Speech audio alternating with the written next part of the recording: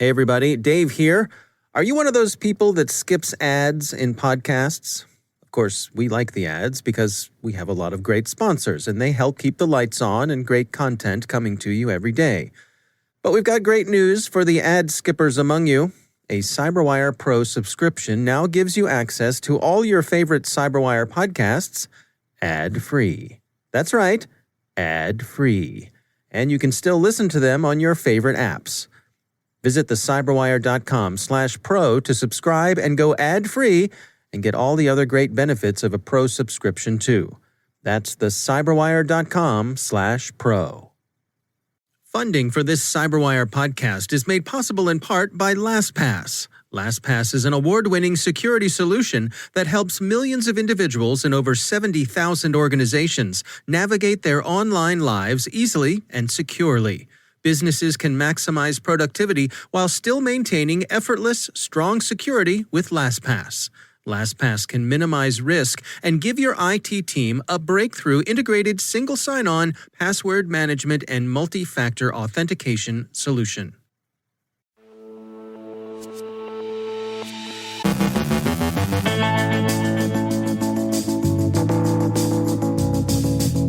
Alerts and guidelines on securing the software supply chain. OceanLotus is back with its watering holes. 2 significant breaches are disclosed. Malek Ben Salem from Accenture Labs explains privacy attacks on machine learning. Rick Howard brings the hash table in on containers. And hey, we hear there's some weird stuff out there about vaccines, but GCHQ is on the case.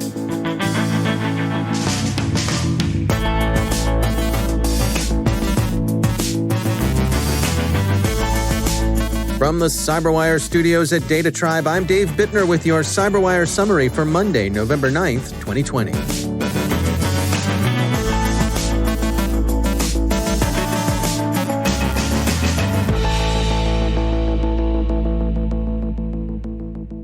The U.S. FBI last week made public an alert issued on a restricted basis back in October. The alert warned that unknown actors had exploited insecurely configured instances of the SonarQube code review tool to steal source code from companies and government agencies. ZDNet summarizes the research into and remediation of the issue. While the industry has been rife with warnings of the ways in which MongoDB and Elasticsearch databases can be left exposed, the comparable problem of exposing SonarQube was often overlooked. But the consequences of an unsecured SonarQube instance are significant for the software supply chain, since the tool is used in checking code during development. The typical problem is that organizations using SonarQube have left in place default configurations on port 9000 and default admin credentials. Those default credentials are admin. That ought to be a red flag for everyone. Admin is about as good as username password, so do remember to change those defaults. Calling the pandemic a wake-up call, the U.S. Cybersecurity and Infrastructure Security Agency has released a set of lessons learned on building a more resilient information technology and communication supply chain, noting the ways in which the supply chain has been globalized. As the document says, a product may be designed in New York, built in Vietnam, tested in Taiwan, stored in Hong Kong, and sent to China for final assembly before it's distributed. CISA's task force identifies 3 primary areas in which supply chains are vulnerable. Those are, first, lean inventory approaches, second, undiversified suppliers, and third, ignorance of lower-tier suppliers. Their recommendations fall into these categories: proactive risk classification, map the corporate supply chain, broaden supplier network and regional footprint, potential development of standardized mapping and other illumination tools, work to shift the optimal amount of inventory held, and plan alternatives in logistics and transportation. Researchers at the security firm Velocity report that OceanLotus, the Vietnamese cyberespionage crew, also known as APT-32, is using an array of bogus websites and Facebook pages to attract victims.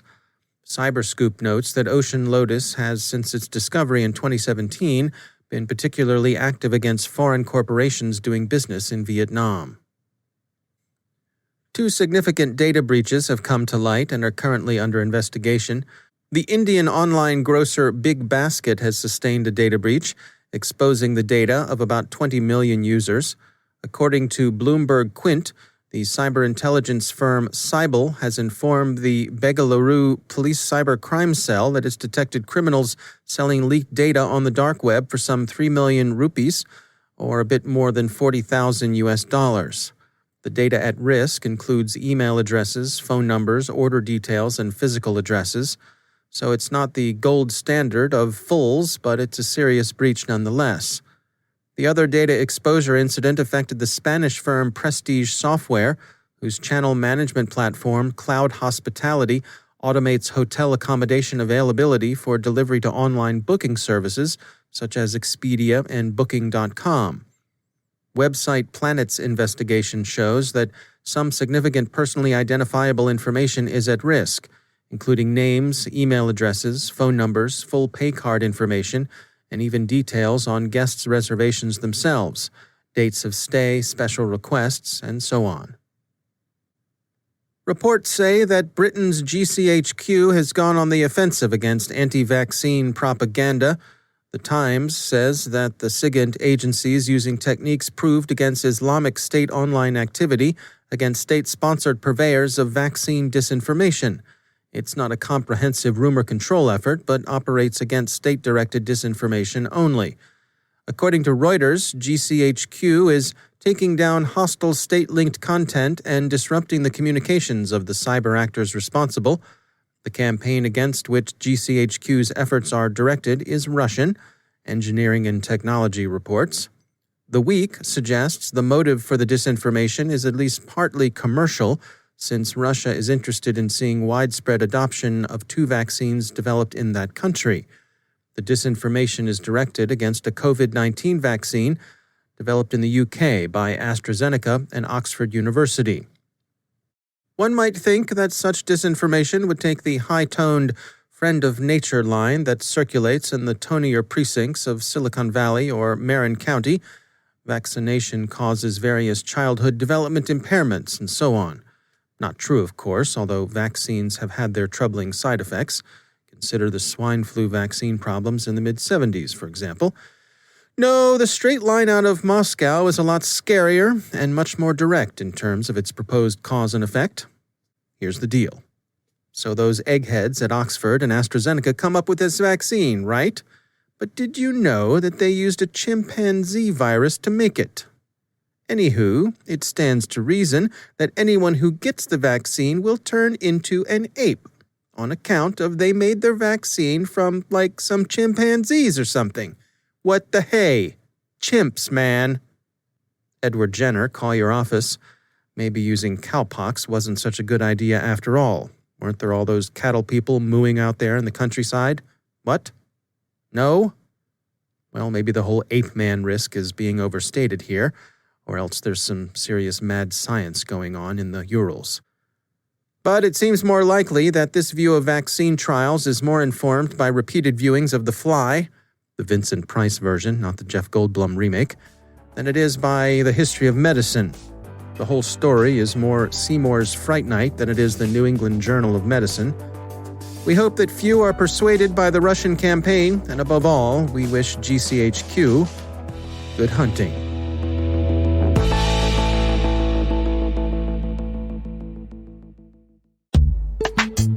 And now, a word from our sponsor, ExtraHop, securing modern business with cloud-native network detection and response. The massive shift to remote work has turned the reality of work on its head.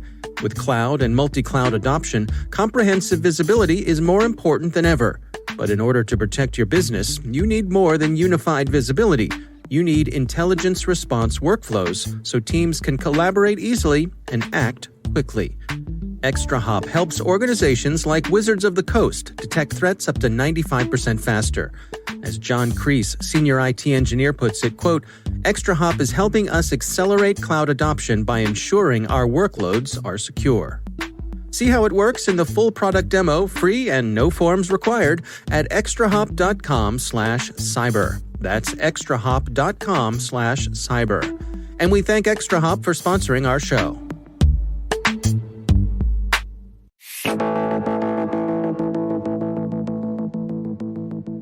And it is my pleasure to welcome back to the show Rick Howard, the CyberWire's Chief Analyst and Chief Security Officer. Hello, Rick. Hey, Dave.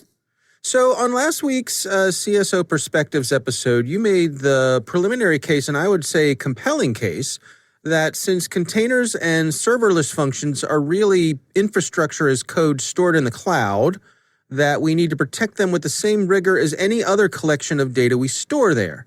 Now, this week, you brought in some hash table experts to get their thoughts on this whole matter. What sort of feedback did you get from them? Well, as per usual with the hash table group, Dave, my theories about how to protect our digital environments have run afoul of practical considerations and resource limitations. Okay. What I initially thought was important may not be. And the question I wanted the hash table members to answer was this: is there a high risk of material impact to your organization because you use containers or serverless functions? In other words, should you drop everything in order to focus resources on securing these digital assets? The answer, at least for today, is probably not. All right. That I have to say that's not what I was expecting. So what's their logic here? Well, if we just look at the MITRE ATT&CK framework, which, by the way, I'm a huge fan of, you're familiar with it. It's the most comprehensive open source collection of adversary tactics, techniques, and procedures in the world right now. And if you're not using it to establish your intrusion kill chain first principle prevention strategy, you're probably failing at that. We did a whole entire episode of this way back in season 1 on episode 8. But even the MITRE ATT&CK framework is silent about any container-related tactics, techniques, and procedures. Why is that? Are the bad guys not coming after it yet? What's the reality on the ground? Yeah, at least they're not right now. And we can debate the reason why, but it's probably because it's too hard to do. Not impossible, but hard. You know, adversaries have many other ways to destroy or steal data that are not nearly as complicated. So I was talking to Roselle Safran about this at the hash table. She is the CEO and founder of a small startup called Key Caliber. She uses containers to deliver her security service to her customers. And I've known Roselle for a number of years, and she has a first-class cybersecurity mind, and in a former life worked as a government cyber operator in multiple functions.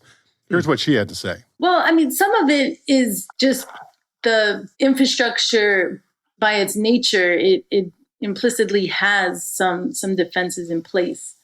And maybe that's just because it's newer technology. And so that was more built into it than with some older technology. For example, from the perspective of the memory and making sure that the memory is protected, NX bit, so an attacker couldn't execute from the stack, and ASLR, so where everything is in the stack is in random locations.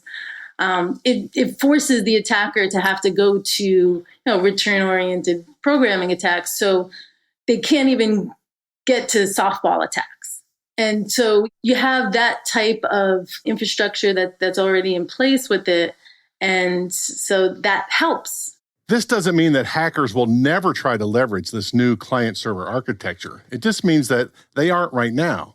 That if your organization has limited cyber defense resources and you still have work to do, preventing all the things we already know that hackers do that are currently listed in the MITRE ATT&CK framework, diverting security resources away from that to containers and serverless functions is probably not the right move. Well, as always, there's a lot more to the conversation, so check out Hear What the Hash Table Had to Say. It's the CSO Perspectives podcast. It is part of CyberWire Pro. You can check that out on our website.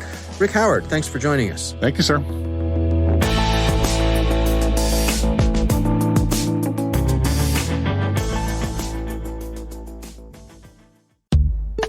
And now, a word from our sponsor, KnowBe4.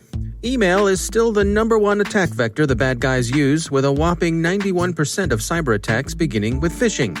But email hacking is much more than phishing and launching malware. Find out how to protect your organization in an on-demand webinar by Roger A. Grimes, KnowBe4's data-driven defense evangelist. Roger walks you through 10 incredible ways you can be hacked by email and how to stop the bad guys. And he also shares a hacking demo by KnowBe4's Chief Hacking Officer, Kevin Mitnick. So check out the 10 incredible ways where you'll learn how silent malware launch, remote password hash capture, and rogue rules work, why rogue documents, establishing fake relationships, and compromising a user's ethics are so effective, details behind clickjacking and web beacons, and how to defend against all of these. Go to knowbefore.com/10ways and watch the webinar. That's knowbefore.com/1 and 0 WAYS. And we thank KnowBefore for sponsoring our show.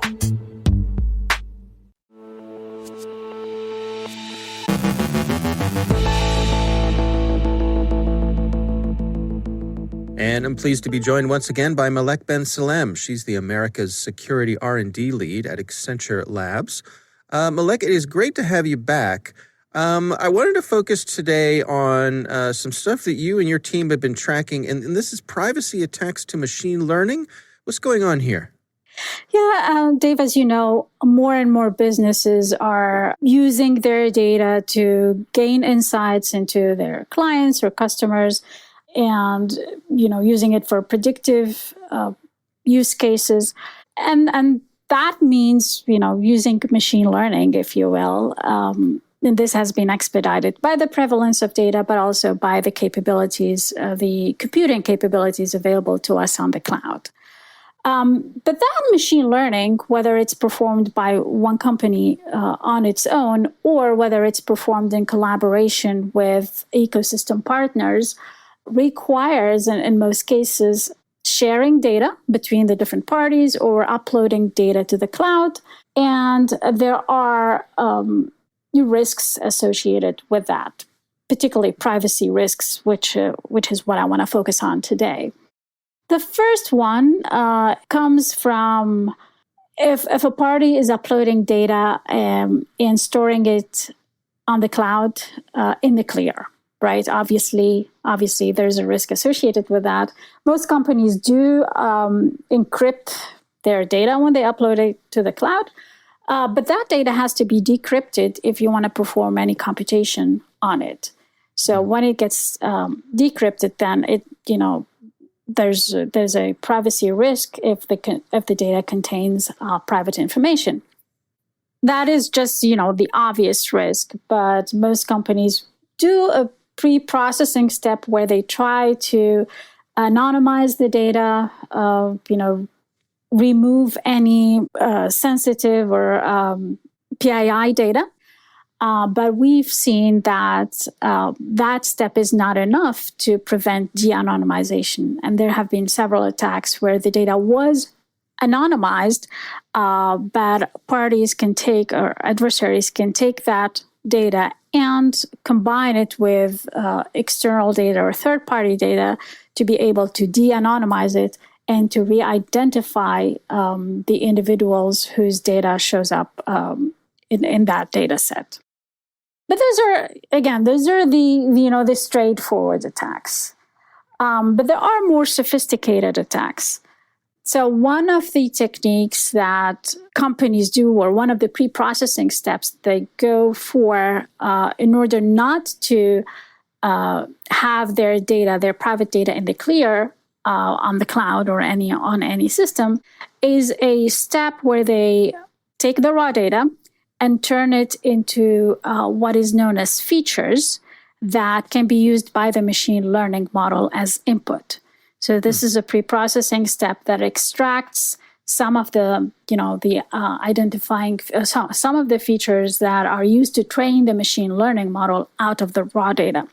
And then the party would take that feature data and upload it on the cloud or the server where they perform the computation instead of the raw data itself. However, adversaries can even when only the features are transferred and stored on the computation server, there is a threat known as a reconstruction attack, where the adversary's goal is reconstructing the raw private data by using the knowledge they have of the feature vectors. So examples of that that have been performed previously are taking a fingerprint or reconstructing a fingerprint image from a minutiae template that includes just features, or taking mobile device touch gestures and reconstructing the touch events from the features that include the velocity and the direction of the touch. Now, in these cases, in both of these cases, the threat was resulted in a security threat. So from a privacy threat, this resulted into a security threat to an authentication system. So that's basically the third type of attack. And this can be exacerbated by the type of machine learning algorithm that is used. So in some cases, even if that feature data is not available, but the adversary gets access to the machine learning model that uses it, some of the machine learning models store these feature vectors in them. So, models like support vector machines or the KNN, the K nearest neighbor algorithm, use these feature vectors to identify the model itself. So if the adversary gets access to the model without getting access to the data at all, they may be able to infer some information, private information, about the individuals whose data was used to build that model. Wow. Well, it's a lot to unpack, but you I always appreciate you explaining this stuff for us. Malek Ben Salem, thanks for joining us. Thank you, Dave.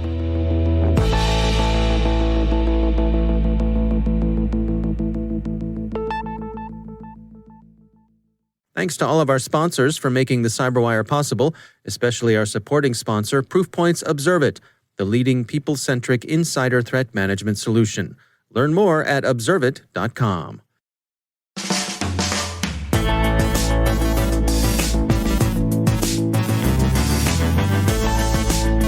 And that's the CyberWire.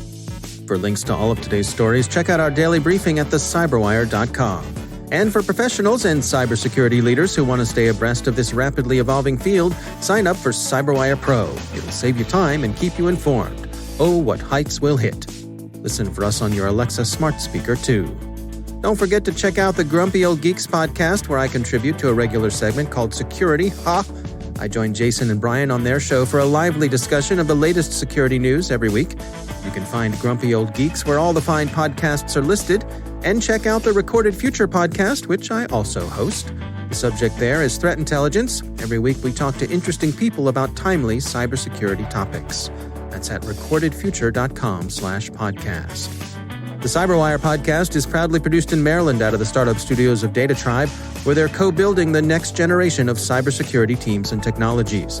Our amazing CyberWire team is Elliot Peltzman, Puru Prakash, Stefan Vaziri, Kelsey Bond, Tim Nodar, Joe Kerrigan, Carol Terrio, Ben Yellen, Nick Valecki, Gina Johnson, Bennett Moe, Chris Russell, John Petrick, Jennifer Iben, Rick Howard, Peter Kilpie, and I'm Dave Bittner. Thanks for listening. We'll see you back here tomorrow.